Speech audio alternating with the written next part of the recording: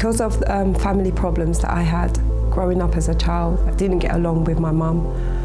We used to argue a lot, and through this I felt very isolated. I started running away from home at a very young age, raving at the age of 12 years old, just doing things like, being disobedient to my parents, didn't want to listen to nobody. And through this I got involved with the wrong crowd.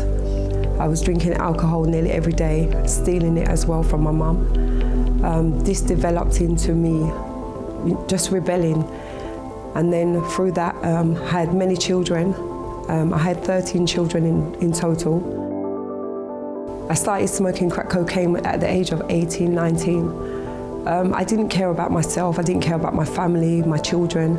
Through the addiction, I lost my house, I lost my children. My children was removed from my care. Some of them got adopted, 4 of them got adopted, was taken away from me. I started attending the church.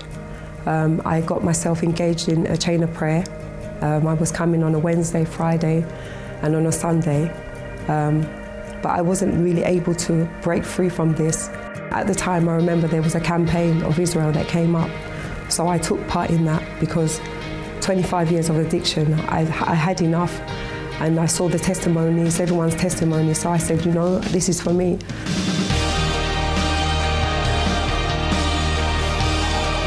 And today, I'm free, I'm happy. I no longer have that desire to smoke, to drink, to prostitute myself. And I have a relationship with my children now. My son is in the church today as well, and I'm very happy.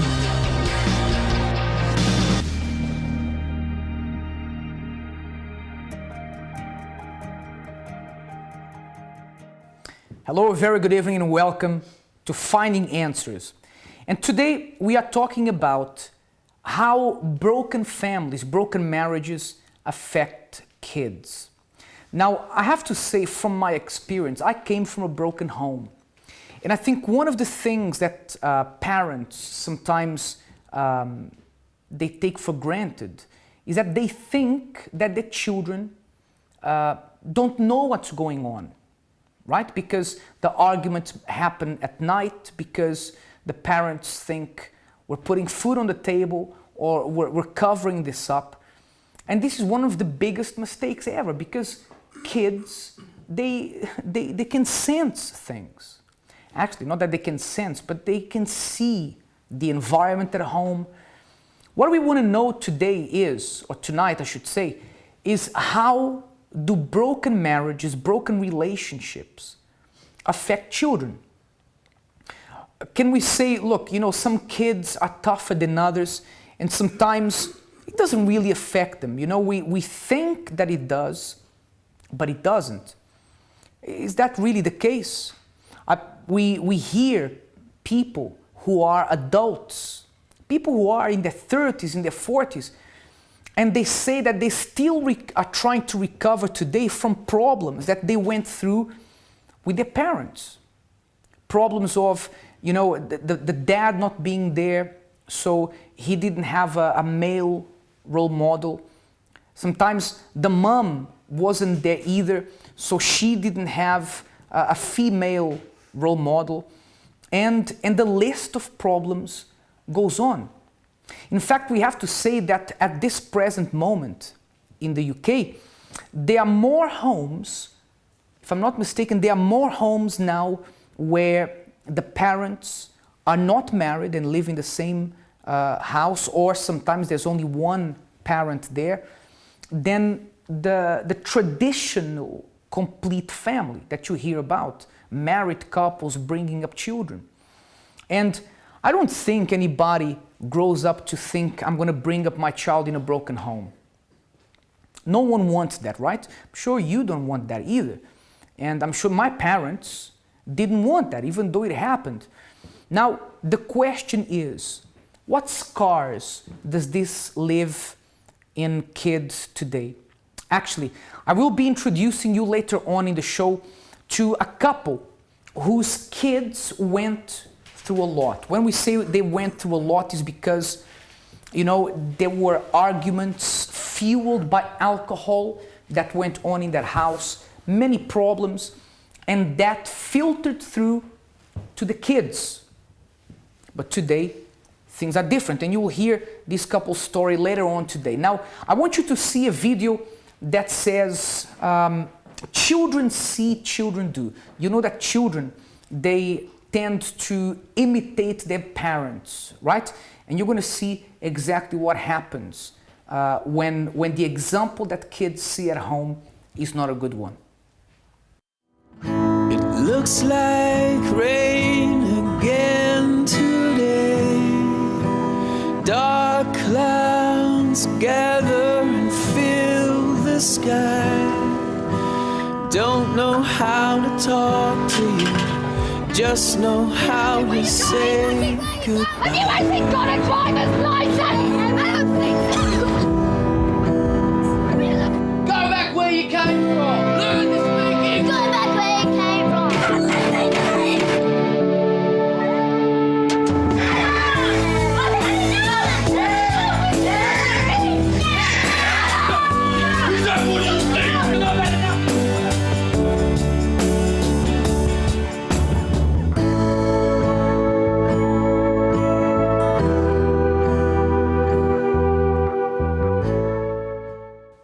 You can tell your son, you can tell your daughter, do what I say, don't do what I do. But unfortunately, what sticks is what you see. How are you, Roland? I'm fine, James. How are you? Do you think that parents have a responsibility to give good examples to their children? I do think. Good evening to all that are watching us. And indeed, James, I think because examples speaks stronger than words. So we can say to a child, don't do. But if you are doing that, when the child does it, you can't just say why. You are showing. Actually, they're observing each and every step, each and everything that you say. And indeed, many families are being affected by it because they just don't give good example. Actually, they think about, perhaps as you were mentioning earlier, the love finished. They say, no, we're not going together anymore, it's time to separate, and end up divorcing without thinking about what's going to happen in the mind of that kid. Yeah. They try to solve their problem, but without thinking. It's not that the child, for me, shall bind the couple together, but the point is they are not thinking about the consequence of each and everything that they're doing. Yeah. But also, you know, I just want to make a point here because perhaps you're watching me now and you say, hold on a second, hold on just a second, because I'm a single dad, I'm a single mom, and I give a very good example to my child. I know that. I know that. And we're not saying that if you are a single parent, you are a single parent because you want to. I believe you don't want to be a single parent, right? But perhaps that's what happened as a result of some problems that you had in previous relationships. You can't do anything about that. But listen, you can be a great parent, an awesome parent, and being a single parent. And by the way, people don't have to be single parents for the rest of their lives, right? Things change. They will find perhaps a better relationship. Things will change. I do believe everybody wants to love and be loved. The person wants to have someone to take care of and receive the same back, no? Receive the same thing back. But towards the kids, towards the child that see each and everything that we do, it's something that marks a lot. If they see the parent just single and they go to school and they keep asking why then, where is my dad, in an example, or where is my mom? Why is always my dad that comes home or comes to the school to catch me, to fetch me, to take me home? And they keep with these question marks in their mind, and indeed it affects. Yeah. So like we said, we're not here disputing whether if you're a single mom, single dad, you know that you are at a disadvantage, because you're not. Of course, things perhaps would be easier if you had someone there with you, but perhaps you're doing a great job as a single parent.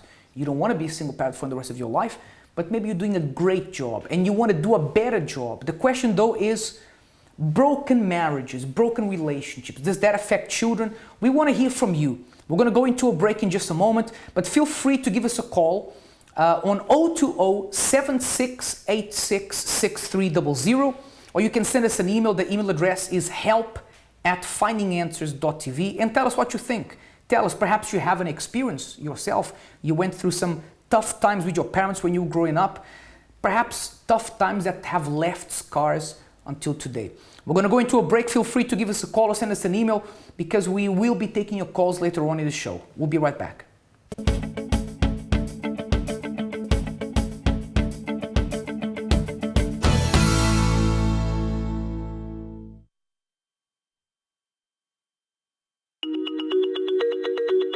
So, maybe you're thinking about making some big changes or setting some ambitious goals for yourself. Maybe you want to lose 20 pounds or read through the Bible. Maybe you want to run a marathon or repair a broken relationship. Whatever your big goal is, the temptation is to expect to go straight from here to here, or from here to here. The reality is, there are a lot of small steps between big decisions and big results. Challenges and obstacles await. At some point, you might even want to quit. But stand firm. Don't be disappointed with slow progress. Don't be overwhelmed by the destination. Rather, focus on what you can do today. Skip dessert. Read a chapter. Go for a run. Make a phone call. The more difficult the journey, the more rewarding the destination. And it can all start today with just one small step.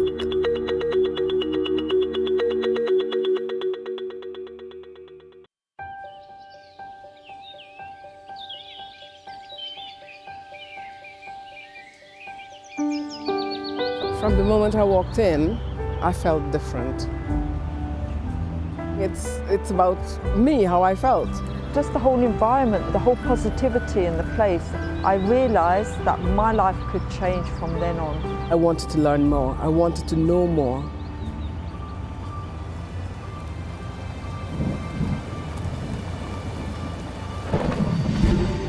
There I learned that there were roots to the problems that I had.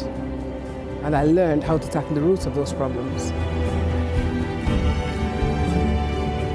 If I keep going and listening and putting into place what's being said, then my life will always be happy. You just need to come and hear for yourself. It's a personal thing.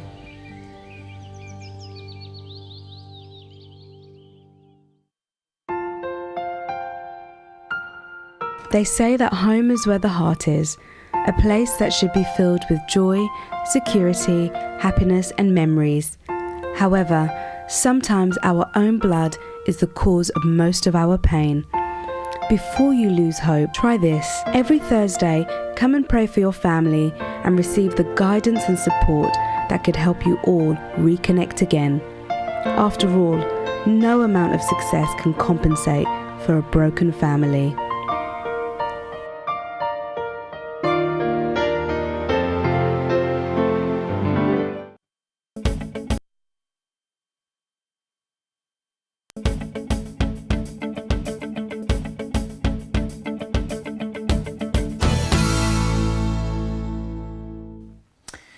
Welcome back. Now, just reminding you that you can contact us during the show with your views on the topic tonight. If you are from a broken home, if you're from a broken, traditional, you're not from a traditional family, perhaps. Maybe, what do I mean by traditional family? You know, you're not the mom and dad who are married, who, you know, the high school sweethearts that met and then started from there. Perhaps you're from a very unconventional family. I was initially from a traditional family, then moved on to a broken family.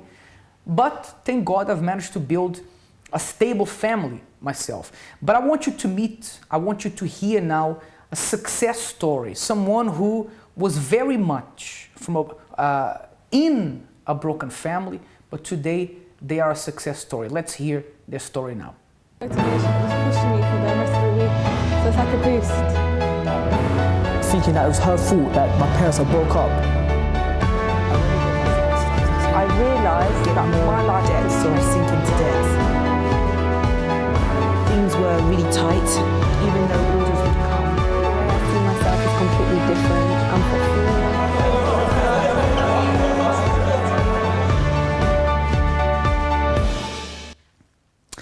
Now I have here with me the wonderful couple, beautiful couple, Keith and Ronie, right?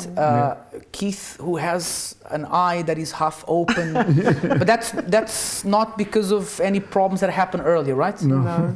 Just infection. But you'll be back to normal in a few days. Yeah. Now you have an amazing story. You guys have an amazing story, and I would like you to tell us about this story. How things went from good to bad.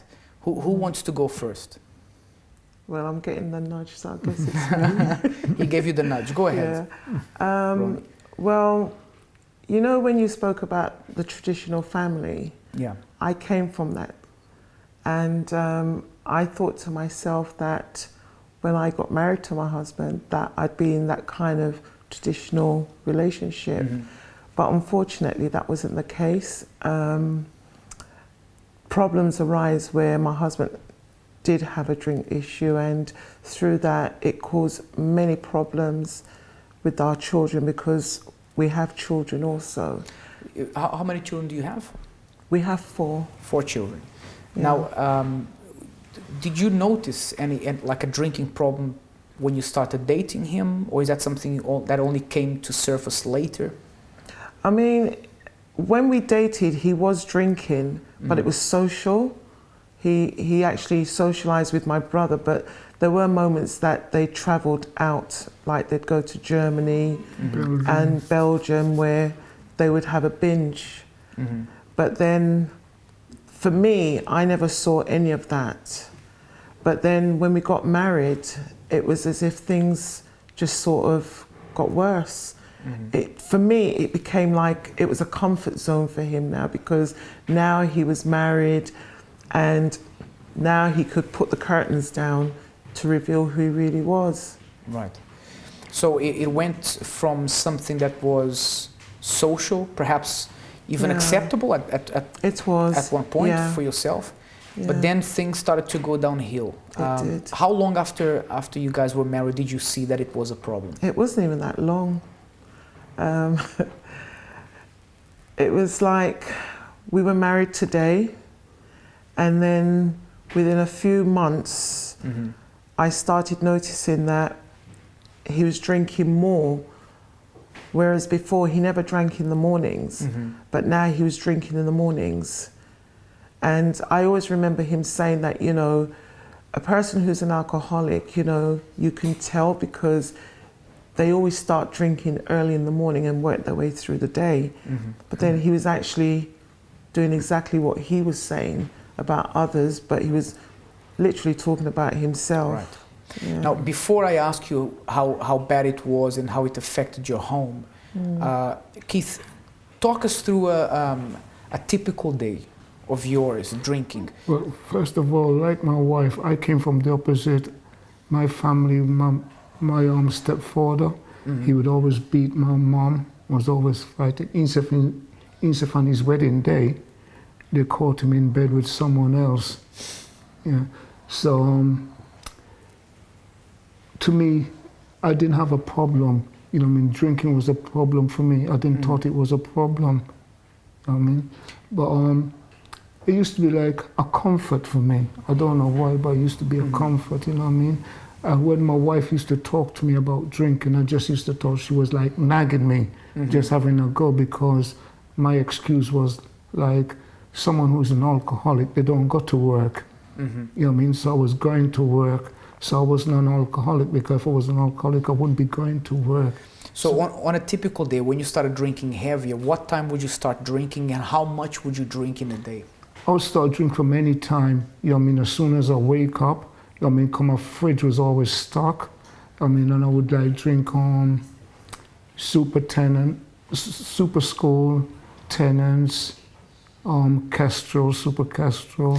Castrol, isn't that an yeah, but oil? They have the super one. Car oil. No, they have a beer called Castrol. Beer as well. Okay. Yeah. Not that we're advertising any beers, but you're just saying you used to drink. How much of that did you used to drink? I could drink like with the Tenants, I could drink about 4 cans because they're really strong. I mean, they're about I think 9 pints something. I mean, so about 9 pints. 9 points. 9 point. Okay. Yeah. Okay. And if I had a normal beer, I would mix that with whiskey. You know what I mean? Because the normal one would be strong enough for me. So I'd mix that up with whiskey and drink it. Right. Now I imagine that this would alter your state. He would get drunk, basically. No. Right? Yeah. He wouldn't. No. The thing is, he had a very high tolerance. Right. Throughout our relationship, there was only one occasion for myself whereby he had fallen asleep.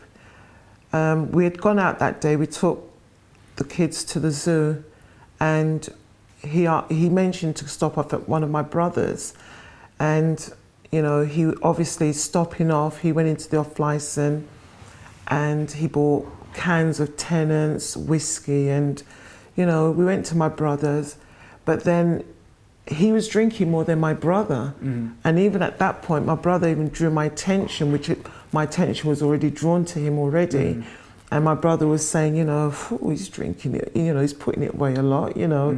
And I said, yeah, but for him, he doesn't think so. So by the time we'd left my brother that evening and we got home, I mean, he was now taking his clothes off, but at this point, he was putting them in the bin. Though I was saying to him, you know, why are you putting your clothes in the bin? He didn't acknowledge that. And then he then went to bed, and while he was there in bed and I had gone to bed then, he was asleep, and then I felt this heaving in the bed. And it was actually him heaving, and he was vomiting. And the smell was really strong, which really woke me up. And when I looked, I saw his face down in the vomit, but he wasn't even aware of it. But to be quite honest, I did want to leave him in it. So had you not done something about it, what could have happened to you? Well, he would have suffocated in his vomit, because he would have died. It was so much, it actually penetrated through the mattress onto the base of the bed. Right. So is it fair to say you were an alcoholic? You were an alcoholic. Yeah. Did you think you were an alcoholic? No, I didn't. Because sometimes, one time I take Captain Morgan and Special Brew, mix it together, and I drank it, and say like it was about 10 o'clock. Yeah, it was 10 o'clock in the night. I wake up like, I think it was 8 o'clock in the evening. I don't know how someone said that someone found me on the street sleeping and brought me home. So you fell asleep on the street, Yeah. in the street. Now you, forgive me for what I'm going to say now, you weren't a homeless man, you had a family, you had a home, but you drank so much you fell asleep on the street. I mean, yeah, because mixed Captain Morgan. I have no idea what that is, but I assume it's a rum. I assume it's strong. Yeah. I want to ask you something.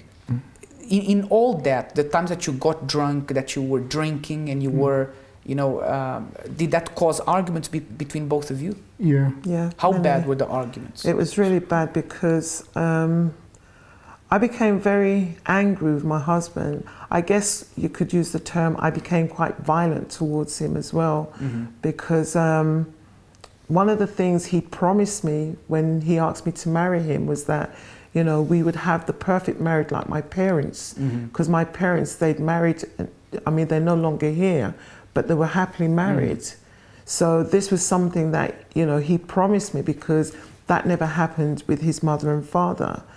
And when I saw it was quite the opposite, I mean, I just sort of went crazy, to be quite honest, because I was depressed. How bad were the rows at home, the Very arguments? bad. Did it ever become physical? Very physical. Really? Yeah. Because not only that, I mean, through the alcohol as well, he'd always be accusing me. And because of that, and I knew I wasn't doing anything outside of the marriage. Accusing you what, of cheating? Yeah. And, you know, he'd always threaten me to say that, you know, he would actually kill me. I want to ask you something. Now, with all these arguments going on, the drinking, your children, what went through your mind? My children are watching this is hurting them. What did you think? They're not aware of what's happening. What went through your mind? The thing is, I didn't want them to be aware of it, but then my husband had a tendency of, when an argument happened, his voice would raise. And even though I'd say to him to lower his voice because of the children being in the room, well, being in the house, he disregarded all of that. And, you know, it had a really bad impact on our children, especially two of them at that point.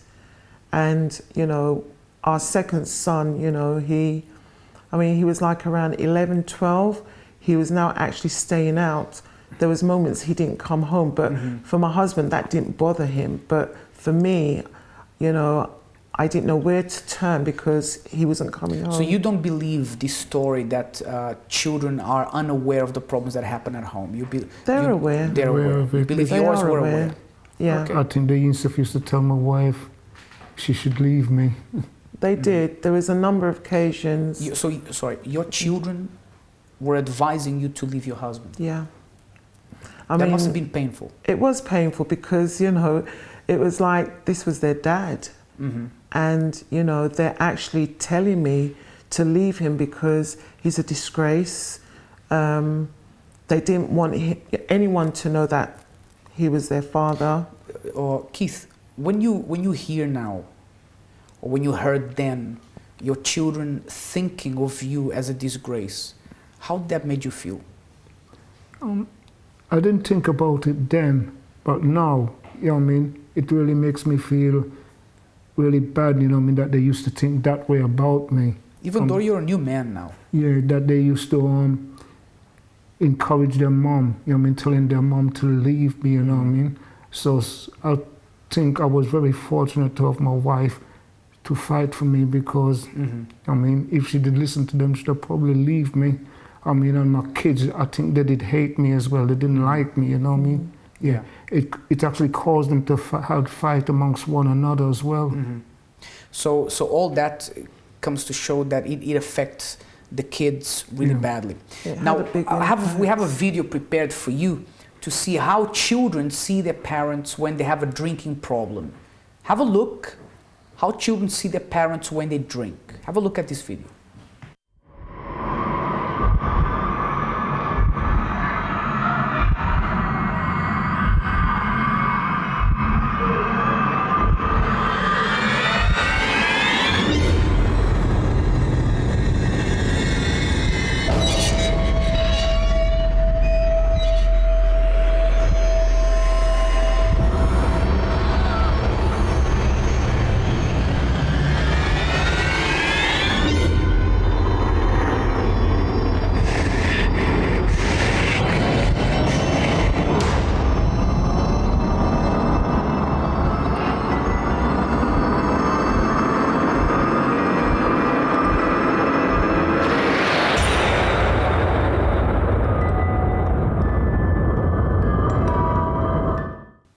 Those are very powerful images, right?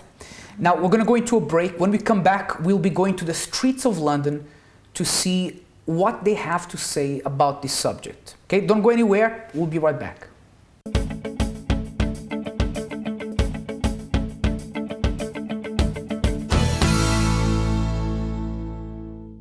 In life, there are problems that just hit you with a blow. Everything crumbles away and the heartache never seems to disappear.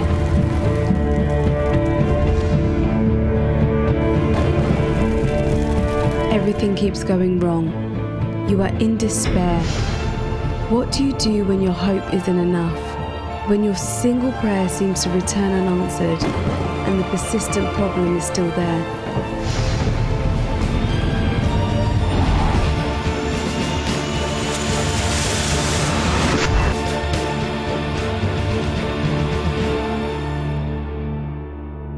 Partner with God and make a chain of prayer.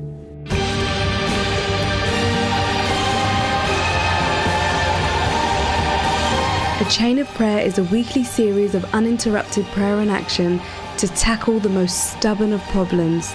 Make the chain of prayer and turn things around once and for all. Don't give up. Make a chain of prayer. It works.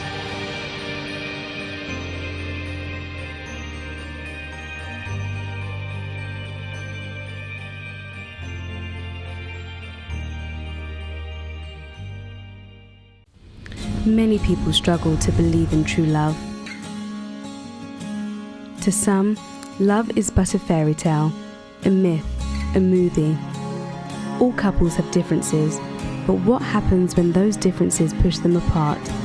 When the spark in the relationship dies down, what happens next? Introducing the Therapy of Love, a weekly session that is open for anyone who is searching for love. Our aim is to assist singles and couples in finding love and a lifetime of happiness together. We provide advice and helpful sessions for anyone searching for true love. Don't settle for an unhappy relationship. Take charge of your love life, build up your confidence and find the right person for you. Saturday, 7 p.m, only at the Rainbow Theatre. For more information, call 020 7686 6000 or visit our website, thetherapyoflove.com.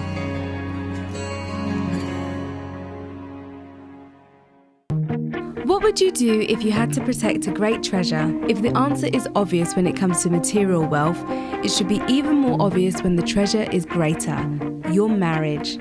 In Bulletproof Marriage, the couple Renato and Cristiane Cardoso offer solid guidance to those who appreciate the value of their relationship and want to shield it against the risk of divorce. Besides their years of counselling thousands of couples, Renato and Cristiane present the hugely successful TV show The Love School, as well as marriage courses around the world. In over 2 decades, they have lived in 3 countries and have given hundreds of talks in more than 30 countries. Speaking from their long and sometimes troubled marriage experience, the couple offer practical tips to protect current and future relationships. To order your book online or for more information on the Love School event 2014, visit our site, theloveschoolevent.com. This event was brought to you by the UCKG Help Centre.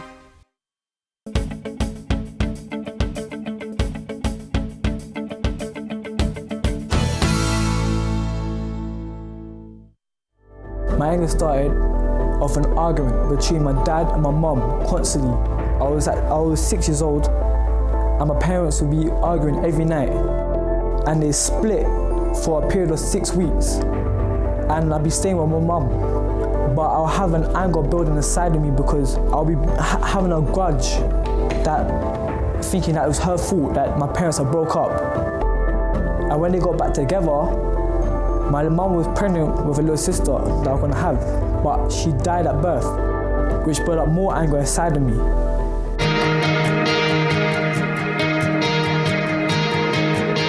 I came to this church where they gave me practical advice, prayers that helped me to overcome this anger problem. They also taught about faith, how your faith can do anything. So I believe that my faith can help me do the impossible by making me controlled, not being angry no more.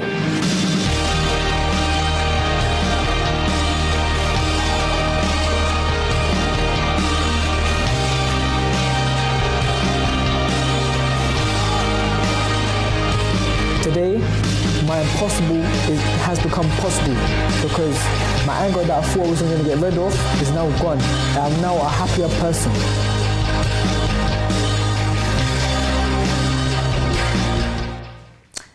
Right, let's go and see what people in the street of London have to say about traditional families, what they think of it. Is it something that's almost extinct? Let's see what they say.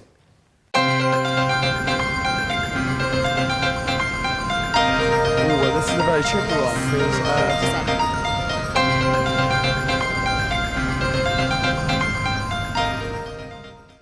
today's topic is how do broken relationships affect children? And I'm going to find out the answers to those questions. Is the traditional family outdated? Is it outdated? I think it's not outdated, but the times have definitely moved on. Yeah, I don't think it's outdated, but I think things have changed with the times and, you know, morality and stuff. I think so. There's quite a lot of single parents. A lot of my friends, they have, you know, they either live with their mum or their dad. A lot of them tend to live with both their parents. Personally, I think it definitely is, due to the fact that times are changing and basically that it's, you know, there's more like things that can be happening now, sort of like, you know, single parents, that sort of thing, you know, women becoming more independent, that sort of thing. People can, you know, there's no stereotype anymore. It's not, you know, man, woman. I mean, you've got same-sex couples, that sort of thing happening now that are coming in, and it's kind of a bit more, I don't know, you can be who you want to be. Why do you have to fit to a stereotype so much? I think in the essence of a family, it's still there, and it's got to be there because it's a holy institution, the family. Divorce rates are so high. Why do you think that is? I don't know. I guess it's kind of the general kind of stress of the world, lack of money, lack of jobs, just an increasing population, and all of the kind of stuff that comes from that makes people more stressful, and divorce happens, I guess.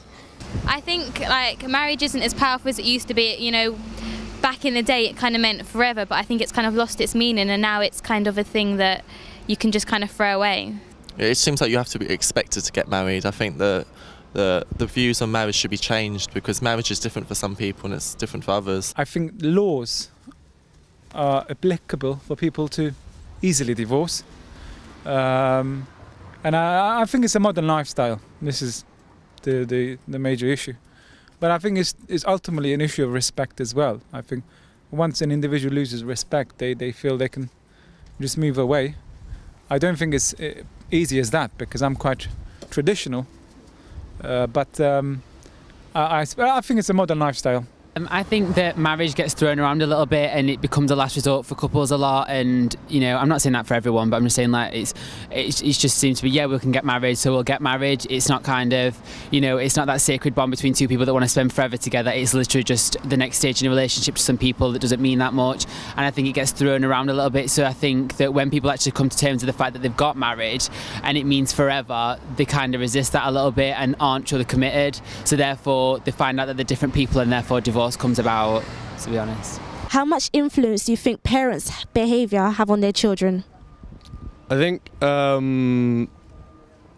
your childhood is kind of one of your most influencing kind of aspects. And I think if your parents are kind of always arguing, or you know, like a divorce or something, it can have a positive effect in the sense that you're like, okay, I know I don't want to be like this. Or it can have a negative effect in the sense that you can go, I've never had a happy childhood, or you know, anything like that. So I think, yeah, it can have an influence. Quite a lot. It's, you know, it's what children grow up around. So they kind of see it as normal, so then they are likely to replicate that and act the same. So yeah, I'll say quite a lot, a huge amount. What a parent teaches the child will like reciprocate. But also I think a lot of it is due for outside, like the parent can't control like what the child learns in school and all sorts of stuff. So I think the parents have a large influence, because a lot of what you look up to as a child, you look up to your parents too. So what they say is right, the kids will copy it. I think how a child is raised up is how they would perceive, and it will ultimately affect their family. But you know, if someone has a poor upbringing from bad parents, let's say, I don't believe that child will be a bad parent themselves. Can I just say I'm very disappointed with some of the things that people said, and not disappointed at them, because it's just the way that the world sees marriage now. I think one person said that marriage and family is a holy institution, and that's a good thing. But most people, I think one of the young men there said that some couples see marriage as a last resort, you know, to keep the person you want to stay, you want that person to stay with you, so you get married so they don't go anywhere. Someone else said that marriage is not what it used to be anymore. And it's sad that people lost the vision, the values of how great a marriage can be. It's a solid foundation for your life, to spend the rest of your life with that person you love. We're going to talk more about that at the end. We're going to wrap up with what we really think about families. Now, Ronie, you were telling us about your story, you and your husband, but it's interesting to see you never gave up. Did you ever give up on your husband? Or was it that you found your faith at the time when you were about to give up? What was it? There were moments I did want to give up. I did throw my husband out several times, but then I'd take him back. And then what happened was I found a church that I went to, and by going there, I started to receive some advice. But it wasn't at that point when I was receiving the advice that I took it on board, because I felt that, you know, my marriage was so destroyed that I didn't think there was any way out at all. But by receiving the advice that I was given, and you know, using my faith as well, I started to see changes to the point my husband, he was even saying to me that he can see changes in me also. So, although most people will say that because he was the one drinking, he should have changed first, right? But you said going to church, learning to use your faith was changing you, and even he noticed those changes. Because it showed me also things that even though I was accusing him, because his one was outward, but my issues were inside. So therefore, I had changes that I needed to change also. But in order for my husband to change, I had to see those changes in myself. So how did the change happen? What happened, Keith? Is it you that's going to say how you changed, or is it your wife? My wife, she came to the church and she made purpose of prayers for me. She was praying for you there? Yeah, and she told me that she was making these purpose of prayers for me, and that's what helped me to stop drinking. And eventually she invited me to the church. But before that, there's a very funny story when you bought that beer. I want you to tell us that story. What happened? Well, she was praying for you, and then one day you went and bought a beer. I stopped. She prayed for me, and I did stop drink. And there was one hot day. It was very hot, sunny day. I was coming from work. I used to work at Wapping, so I'm coming from Wapping up to Wrigley. And I stopped off to get a beer in the shop. And instead of picking up the beer, I pick up a Coke. But I didn't really notice until when I went to pay for it. And that time I thought, I couldn't be bothered, to change it. And that was it from then. But also my wife was telling me that the prayer that she made, that when I drink the beer, I would have a bitter taste in my mouth. Yeah. And when I was at home, I said to her, okay, then I'll get another one to see if your prayer really does work. So she told you, look, I'm praying that the beer you drink is going to taste bitter. Yeah. Right? Then you said, okay, I'm going to see if your prayer works. You took a beer. I took another can. And you took a sip of it. How did that taste? That did taste bitter. And that, how long now have you been free from alcohol? About 13 years. 13 years. Yeah, and it's quite funny because, like, as I said before, if I came to your house and you were supposed to give me like Heineken and stuff like that, that would be like water to me. You understand? Now I can't even drink shandy. If I drink shandy, that would turn my head, make my legs feel heavy. Yeah. That's amazing. So you've got your husband back. I have. You've got your family My back. family back. And your kids, your 4 children. How do they see their dad now? They see him as a different person, though they themselves didn't think that he would change because of the way that he was, how much he drank. I mean, he even took money from them as well to buy his alcohol, and they never really thought that he would change. But today, they've seen a different father, the father that they wanted years ago. They're now seeing that in him. Because it's quite funny, because instead of before, they wouldn't instead want me to come to their school. You know what I mean? Because there was that shame of me. But no, we have got pictures together, me and my daughter. So they didn't even want you to come and pick them up at school? No. Was that bad? Oh, sometimes, when they have the school there, they didn't want me to come because there was that shame of me. But now your family is united. Yeah. That's the power of prayer, right? Definitely. And if you want to see the same thing happen in your family, we're going to be making a prayer at the end of this program. But we have a few calls. I want to take a couple of calls on this, and I want to hear what people have to say about how broken families affect children. Hi, good evening. Is there anyone on the line? Oh, yeah, good evening. Hi, what's your name? My name is Ahmed. Ahmed. Yes. Ahmed, tell me, do you think that broken families affect children? How do they affect children? Well, I believe it does because my family is an example. Because there was a point where my mom and my dad, they broke up. But they didn't want me to know. They didn't want me and my brother and my mom, my sisters and stuff to know what happened. But obviously we knew what was going on. And it got to a stage where we had to move away from my dad and move into another house with my stepdad now, which was my mom's boyfriend at the time.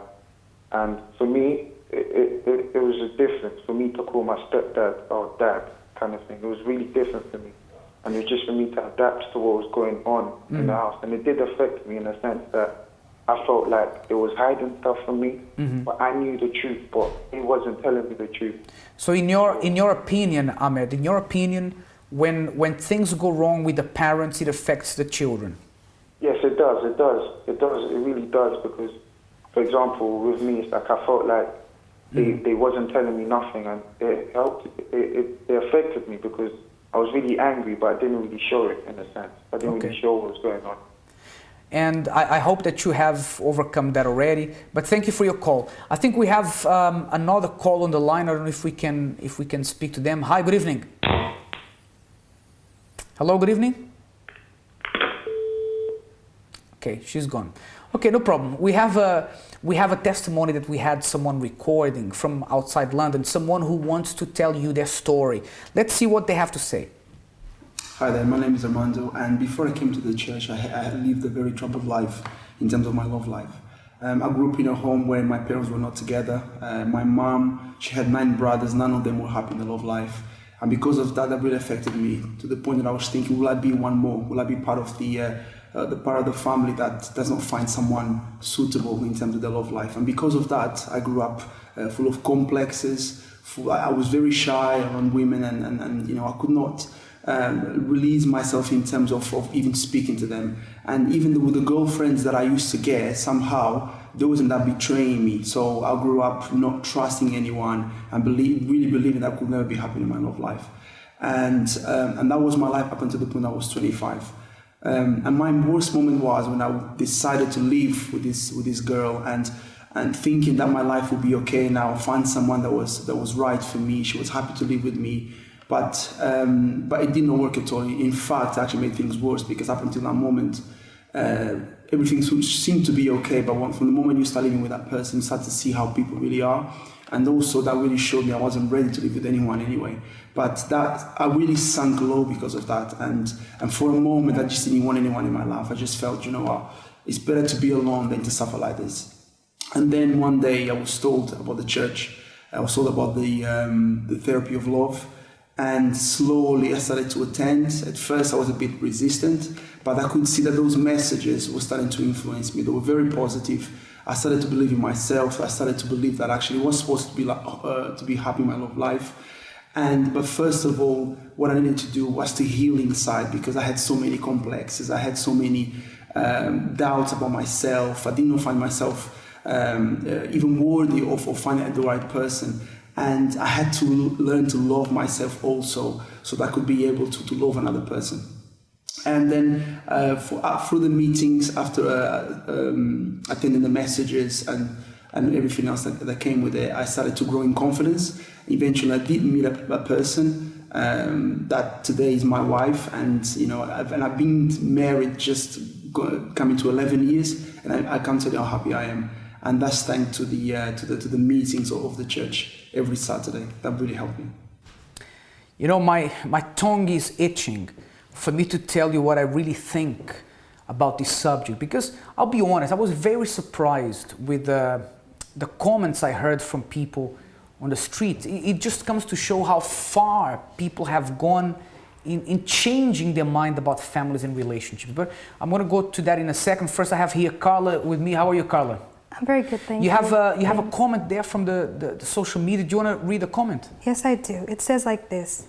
In the point of view of a parent, most of the cases are men that leave the house, and most of kids grow up without a male role model, and that will make them take a male position, the man of the house.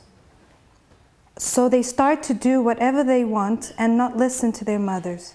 Kids are affected emotionally, and they become disobedient and therefore rude to other people. They grow cold-hearted, and they are not familiar. They're not family, so they won't even know how to treat a lady with respect.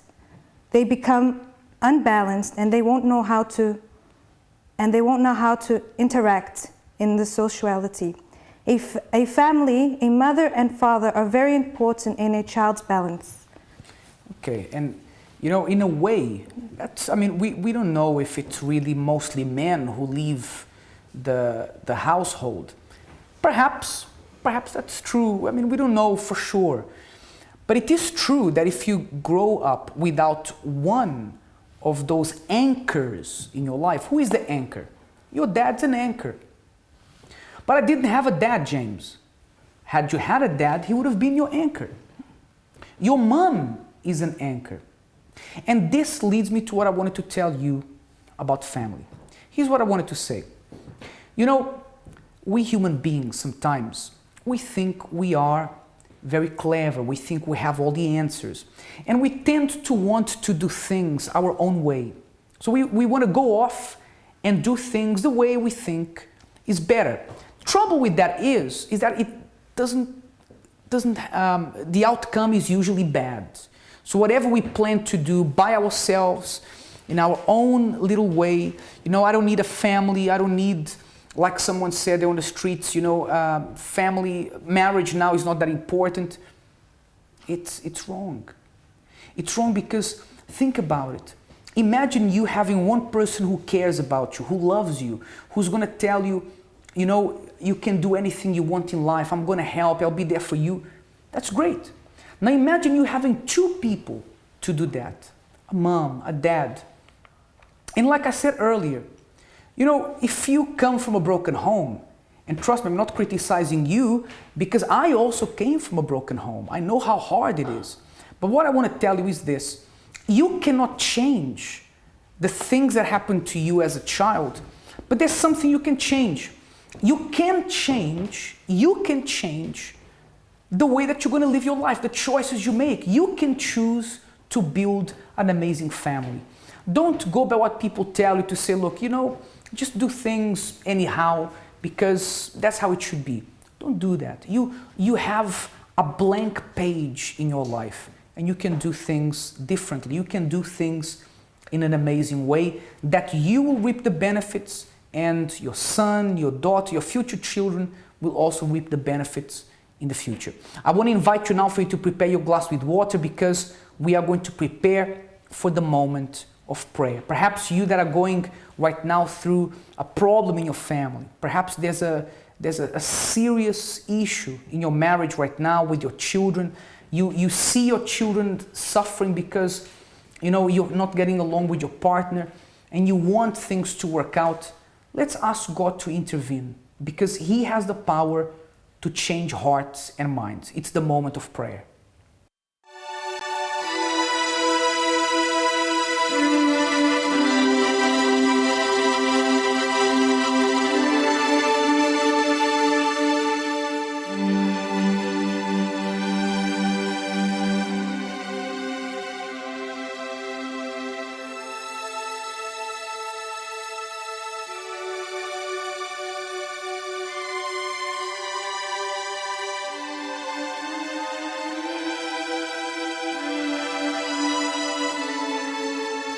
My Lord and my Father, I know what we have heard from people on the streets. Now, hearing what people say is one thing, but seeing what this person feels truly inside of them is something else. And I believe that sometimes people want to put on a brave face and say, family to me is not that important, marriage is not that important. But who is the little girl that doesn't grow up thinking of getting married dressed as a princess? Who is the young man who doesn't grow up thinking of having his own children and bringing them up in a way, being a role model for them? I believe that is in the back of the mind of most people. But perhaps, unfortunately, this person has become quite cynical about family and marriage because of what they have gone through.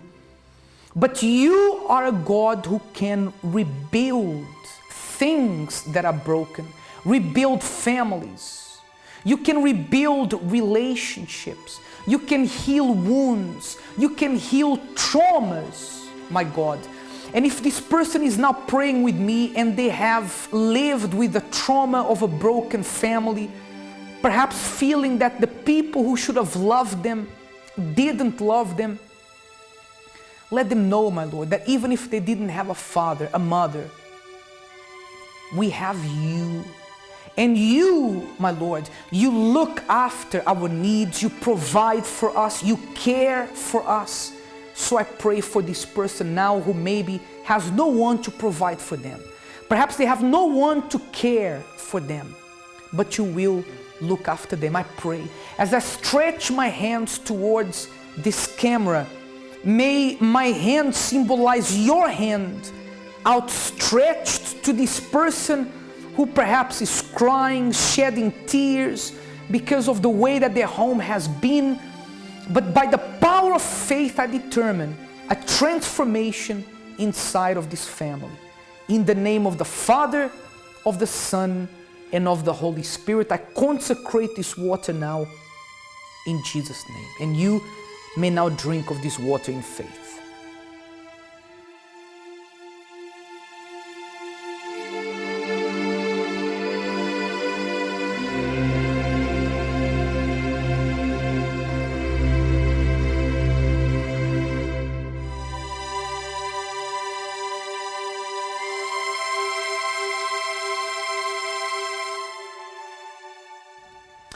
You know, I want to tell you something before we go.